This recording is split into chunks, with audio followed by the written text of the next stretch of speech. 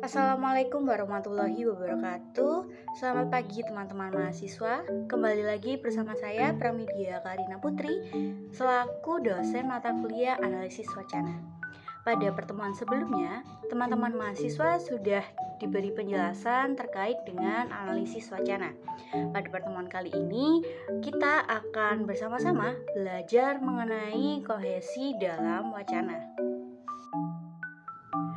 Jadi, kohesi merupakan hubungan perkaitan antar proposisi yang diungkapkan secara eksplisit oleh unsur-unsur gramatikal dan semantik dalam kalimat-kalimat yang membentuk wacana.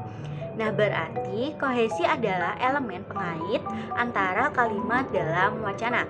Halide dan Hasan membagi kohesi menjadi dua, yakni kohesi gramatikal dan kohesi leksikal. Kohesi gramatikal sendiri itu mengacu pada hubungan antar unsur dalam wacana yang direalisasikan melalui tata bahasa. Nah, di kohesi gramatikal ini ada referensi, substitusi, elipsis, konjungsi, inversi, dan juga pemasifan kalimat.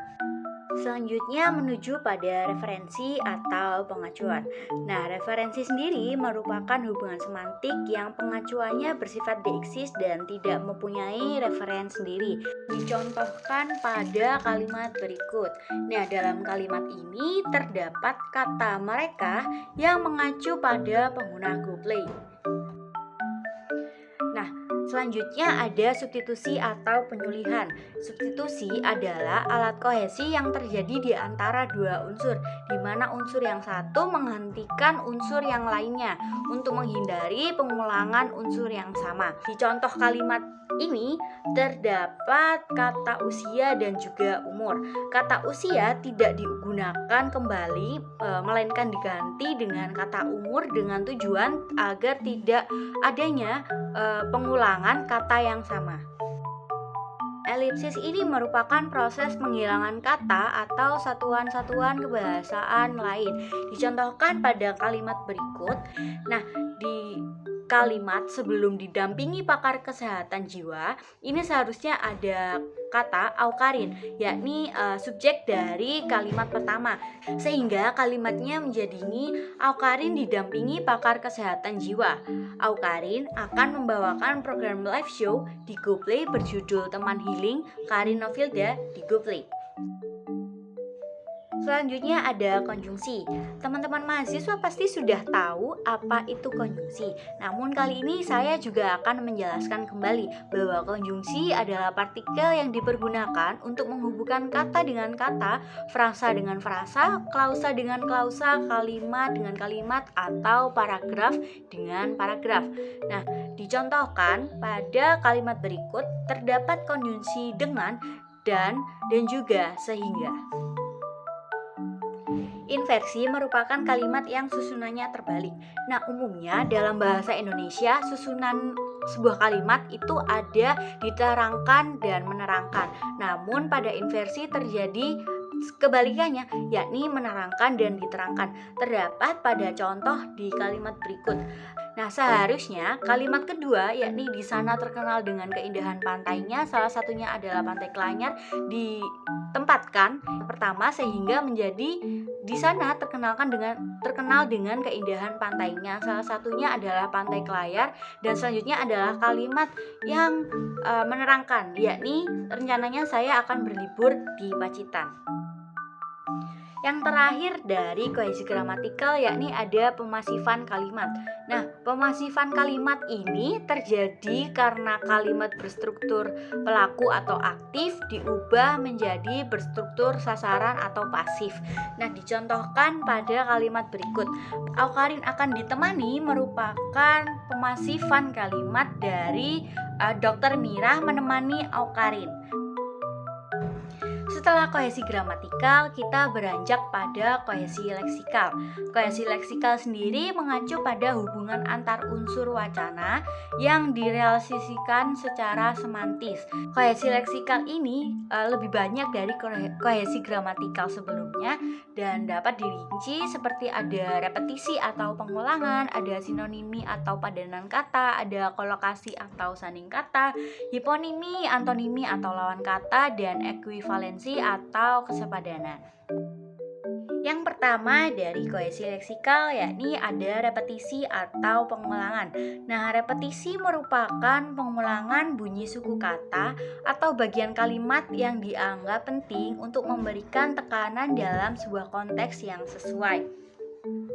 Nah, repetisi atau pengulangan sendiri terdiri dari 8 jenis. Yang pertama yakni ada repetisi epizoeksis yang merupakan pengulangan satuan lingual yang dipentingkan beberapa kali secara berturut-turut. Pada repetisi epizoeksis ini, satuan lingual diulang tanpa memperhatikan letaknya, seperti contohnya pada kalimat berikut. Nah, yang diulang adalah satuan lingual aukarin yang diulang 2 kali dan tidak mementingkan di mana tempatnya berada. Lalu selanjutnya ada repetisi tautotes. Nah, repetisi tautotes ini merupakan repetisi atas sebuah kata dalam satu konstruksi. Contohnya yakni dalam kata berikut, ada pengulangan kata konten di dalam sebuah kalimat. Selanjutnya ada repetisi anafora. Repetisi anafora sendiri merupakan pengulangan kata atau frasa pertama pada setiap baris atau kalimat. Nah, jadi pengulangan atau repetisi anafora ini terjadi pada masing-masing awal pada setiap baris atau kalimat. Contohnya pada kalimat berikut. Nah, di kalimat ini terdapat kata aukarin di awal kalimat pertama dan juga awal kalimat kedua, sehingga terjadi repetisi anafora. Selanjutnya ada repetisi epistrofa yang merupakan pengulangan satuan lingual bahasa pada akhir baris atau kalimat. Nah, epistrofa ini kebalikan dari repetisi anafora. Jika anafora diulang di awal, epistrofa diulang di akhir baris atau kalimat. Contohnya pada kalimat berikut. Nah, kata kita dalam paragraf kecil ini berada pada akhir kalimat, sehingga terjadi pengulangan atau repetisi epistrofa. Selanjutnya ada repetisi simploke. Repetisi simploke ini merupakan pengulangan yang menggabungkan konsep anafora dan epistrofa. Nah, anafora seperti yang saya sudah jelaskan tadi, bahwa anafora merupakan repetisi yang diulang pada awal kata atau awal baris atau awal kalimat. Nah, sedangkan epistrofa adalah pengulangan pada baris akhir atau kalimat. Repetisi simploke ini menggabungkan konsep keduanya sehingga terjadi pengulangan di awal kalimat dan juga di akhir kalimat atau akhir baris. Seperti contohnya pada kalimat berikut. Kata kamu yang berada di awal kalimat dan juga ada kata juga yang berada di akhir kalimat diulang secara bersamaan. Selanjutnya ada repetisi mesodiplosis. Nah, repetisi mesodiplosis merupakan pengulangan satuan lingual di tengah kalimat atau di tengah baris. Contohnya pada kalimat berikut. Frasa tidak akan senang diulang 2 kali dengan posisi berada di tengah-tengah kalimat. Selanjutnya ada repetisi epanalepsis. Nah, epanalepsis merupakan pengulangan satuan lingual pada awal baris atau kalimat dan akhir baris atau kalimat. Jadi repetisi epanalepsis ini terjadi ketika kalimat atau satuan lingual yang berada di awal kalimat atau baris itu diulang kembali di akhir baris atau kalimat. Seperti contohnya pada kalimat berikut. Pada kalimat laut selatan menenggelamkan mereka, regu penyelamat bergegas ke laut selatan. Nah, pada kalimat berikut, laut selatan ini diulang 2 kali, yakni di awal kalimat dan juga di akhir kalimat. Ini ada repetisi anadiplosis yang satuan lingual pertamanya itu berada di akhir kalimat dan diulang pada satuan lingual pertama pada baris atau kalimat berikutnya. Contoh dari repetisi anadiplosis yakni pada kalimat berikut. Nah, di contoh ini ada Dr. Mira MKes SPKJ. Nah, Dr. Mira ini diulang kembali setelah berada di baris terakhir sebuah kalimat menjadi awal kalimat. Sinonimi atau padanan kata ini sama seperti sinonim, merupakan ungkapan satuan lingual yang maknanya kurang lebih sama dengan makna satuan lingual lain. Nah, seperti contoh berikut, yakni ada usia dan juga umur, yang mana usia dan umur ini memiliki arti yang sama, yakni berapa lama seorang hidup. Selanjutnya ada antonimi atau lawan kata. Nah, antonimi ini juga biasa disebut dengan oposisi makna. Nah, contohnya pada kalimat berikut. Pada kalimat berikut itu terdapat frasa kesehatan mental dan kesehatan tubuh, yang mana mental dan tubuh ini tidak berkaitan atau bertolak belakang satu sama lain. Selanjutnya ada kolokasi atau sanding kata. Nah, kolokasi ini merupakan kohesi leksikal yang berupa relasi makna yang berdekatan antara satuan lingual satu dengan satuan lingual lainnya. Nah, jadi kata-kata yang sekiranya berhubungan atau satu makna dalam satu lingkup itu diulang menjadi beberapa kali pada suatu kalimat. Contohnya pada kalimat berikut ini terjadi pengulangan konten kreator berinovasi konten kreatif.